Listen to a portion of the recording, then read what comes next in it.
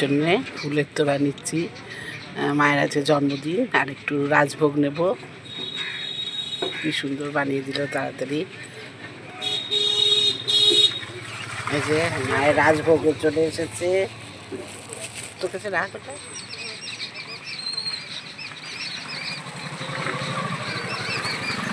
মা এটা প্লাস্টিকে দিবি না?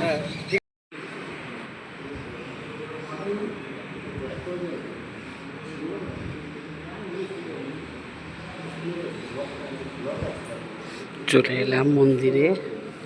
এখানে তো জোরে কথা বলা যাবে না, সব পুজোর জোগাড় হচ্ছে এখন।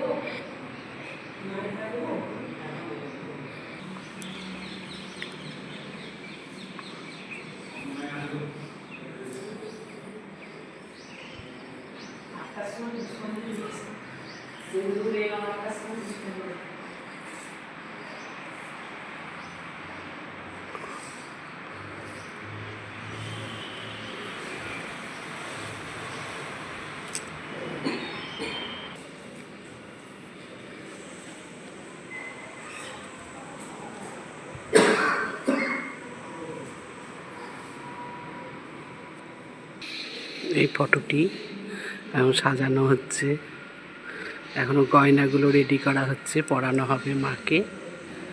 খুব ভালো লাগছে। সুন্দর করে প্রদীপ জ্বলছে, ধূপকাঠি। এখানে খুব ধুনো দিয়ে ধোঁয়া করা হয় না মিশনে।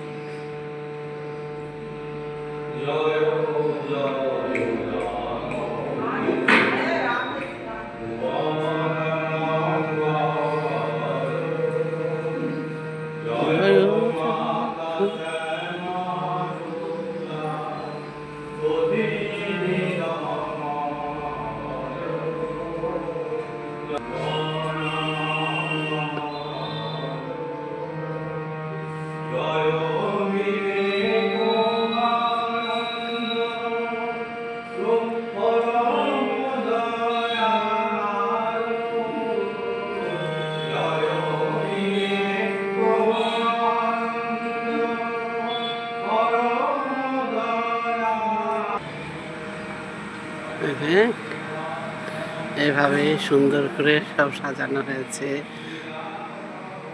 তবে প্রচুর ঠান্ডা, একটু সব কিছুই যেন দেরি হচ্ছে। যারা অঞ্জলি দিতে যাও, 11:30টার সময় অঞ্জলি হবে এবং 11:30টার পর আমাদের কিন্তু মন্দির বন্ধ হয়ে যাবে।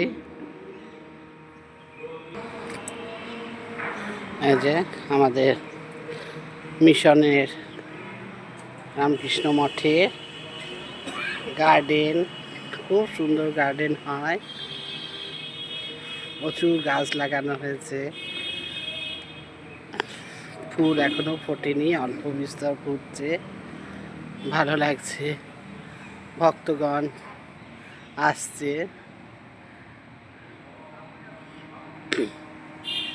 এরপর ভীষণ ভিড় হয়ে যাবে। আমি এখন প্রণাম করে নিলাম। দেখা যাক অঞ্জলি দিতে আসতে পারি কিনা, আসার তো ইচ্ছা রইল।